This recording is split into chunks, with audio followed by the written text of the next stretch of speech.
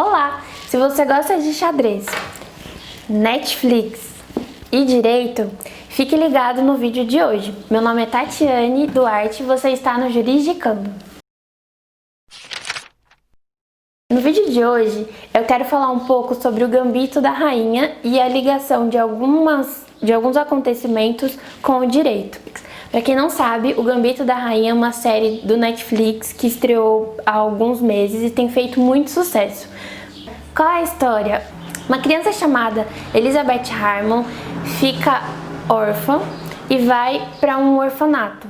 Lá ela aprende a jogar xadrez com o zelador do orfanato e acaba sendo adotada, faz sucesso no mundo do xadrez, compete internacionalmente e eu não posso contar muita coisa.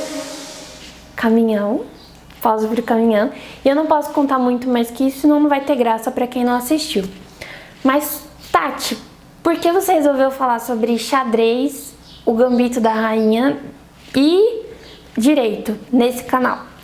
Porque tem dois acontecimentos na série que me chamaram muito a atenção. Um deles é em relação à herança, que nós vamos falar em outro vídeo, e o outro é em relação à adoção, que nós vamos falar nesse vídeo. Então no vídeo de hoje nós vamos falar sobre a questão da adoção e em como isso reflete na série. Shall we?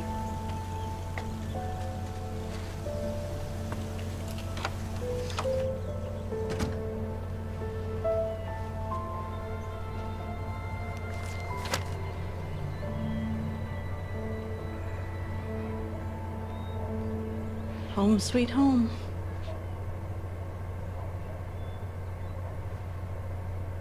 Bom, quando a Elizabeth Harmon tem 15 anos, ela é procurada por um casal que decide adotá-la e ela vai para casa desse casal, certo? Então, o primeiro passo, ela foi adotada. O que isso significa? No Brasil, a adoção confere o status de filho. Mas o que isso significa? Toda pessoa adotada no Brasil adquire a mesma importância para o direito, para os pais, para a família, para a sociedade que um filho biológico. Por que isso? Porque no Brasil não há distinção entre filhos desde a promulgação da Constituição Federal de 1988. Ou seja, antes de 1988, acreditem ou não, existia uma série de filhos tutelados pelo direito, cada um de uma forma. Então, antes da Constituição de 1988, existiam os filhos legítimos, que eram os dentro do casamento, ilegítimos, que eram os filhos fora do casamento ou bastardos, aí os filhos adulterinos, que eram aqueles filhos de quem não era casado, os filhos incestuosos e os filhos adotivos. Então, olha o tanto de filho que o direito fazia distinção. E tinha um agravante também em relação aos filhos adotivos. Somente enquanto os pais estivessem vivos, os filhos eram tutelados. O pai morreu, esquece. Se vira no mundo, você não tem mais nada. Ou seja, morreu, acabou. Eles não tinham direito à herança, não tinham direito à pensão, não tinham direito a nada. Eram lançados à própria sorte. O que é uma tremenda injustiça, certo? Hoje em dia, depois da promulgação da Constituição Federal, só existem os filhos biológicos e os adotivos, somente para diferenciar a origem, mas eles têm a mesma proteção, tanto enquanto os pais estão vivos, tanto quanto os pais estão mortos. Não interessa se depois os pais se arrependeram de adotar a criança, não interessa se eles não querem mais. A partir do momento que foi concretizada a adoção, existe a obrigação. E o que a gente observa na série? Que os pais adotivos da Elizabeth Harmon adotam ela. O pai só fez a adoção porque a esposa quis. O pai, depois de um tempo, vai embora e esquece que tem qualquer tipo de obrigação. E tem inclusive uma cena em que ele fala: não é um pedaço de papel que vai me fazer seu pai, eu não sou seu pai, eu somente te adotei porque ela quis. Mas isso no Brasil não existe. A partir do momento que ele assinou aquele papel, ainda que ele ache que é só um papel, ele tem todos os direitos e deveres e obrigações de um pai. Can't you even look at me? You adopted me, can't you talk to me? Alma wanted a child. You signed the papers. You took on a responsibility. Alma wanted to adopt you, not me. You're Not entitled to everything I own just because I signed some papers to shut her up. Not that it worked. You adopted me. I didn't ask you to. You're my legal father. The money in this house is mine. No smart-ass orphan's gonna take it away from me. No, I'm not an orphan. I'm your daughter. Not in my backyard. I don't give a shit what your goddamn lawyer says. A exemplo do que acontece quando um pai biológico, por exemplo, não quer contribuir com pensão, não quer contribuir com visitas, com educação e nem nada. Ele pode até não querer, mas o direito obriga que pelo menos a tutela em relação a alimentos, a garantias de moradia, saúde e etc. sejam cumpridas. Ele pode até não querer ver e ele pode incorrer em abandono afetivo, mas ele tem obrigações.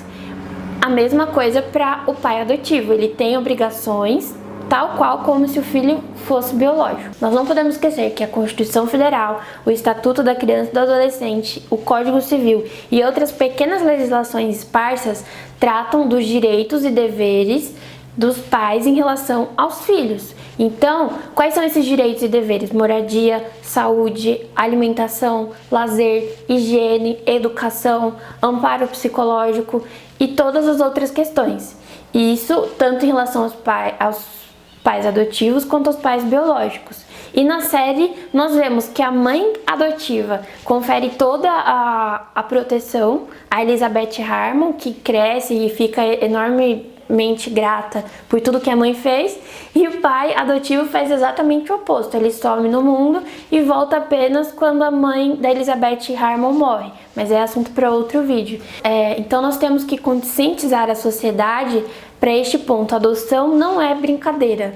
A adoção é algo sério, é uma das formas de ter um filho e todas as regras devem ser levadas a sério, tanto em relação aos direitos quanto aos deveres. E assim como um filho biológico, você não pode pegar o seu filho adotivo e devolver para a fábrica e falar: não quero mais, veio com defeito. Não, isso não existe.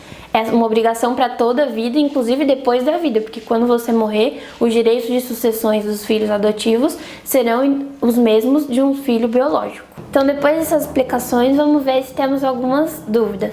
Produção, nós temos alguma dúvida? Tati, é possível adotar pessoas com mais de 18 anos? Sim, no legislamento jurídico brasileiro é possível fazer adoção de pessoas com mais de 18 anos e, claro, que como a pessoa já é maior de idade, ela tem que consentir com a adoção. Diferente do que acontece com o menor de idade, em que vários são os fatores para autorizar ou não a adoção. No caso de uma pessoa com mais de 18 anos, ela precisa consentir com a adoção.